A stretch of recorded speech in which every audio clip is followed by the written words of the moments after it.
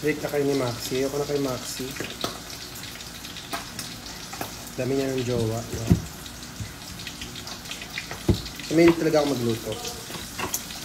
Bukod sa hilig ko sa pagkanta, mahilig talaga ako magluto. Kasi maarte ako sa pagkain. Itong buhay lang.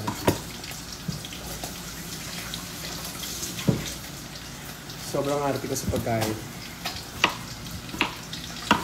Masarap din kasi magluto nanay ko. Kaya ang pangit naman kung anak ko ni Wilma, tas ang, diba, hindi daw magluto. Pag natikman niyo yung luto ng nanay ko, yung Shanghai, makakalimutan yung pangalan niyo.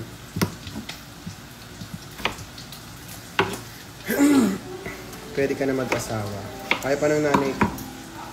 Nagagalit pa siya. Gusto niya, focus lang ako sa kanya. Paano yun?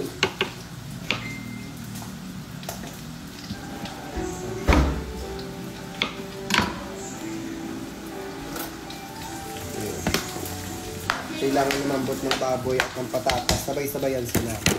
With the amazing, the one and only cabbage. Cabbage yung nag-iwan sa inyo ng isang katagan. You don't die, we multiply. Oo. Perfect.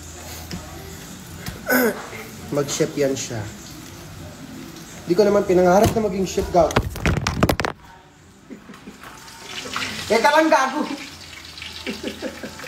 Nasunog siya, Inday. Inday, nasunog. Bala kayo dyan. Wait lang.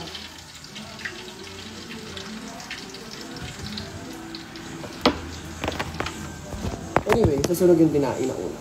Bawi tayo sa pangalawa. Marami pang chance. Yun o. Pangalawa. Pero yung takot ang.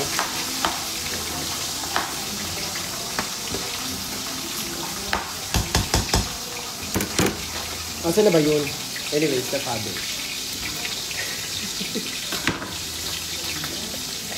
Gago na sunog yung dinain. Cabbage na tayo. Ngayon, gasan na muna natin yung ating, what do you call it? What do you call it? You call it sangkalan. Rewash. Because there's too much oil. Too much oil will kill you. You know that?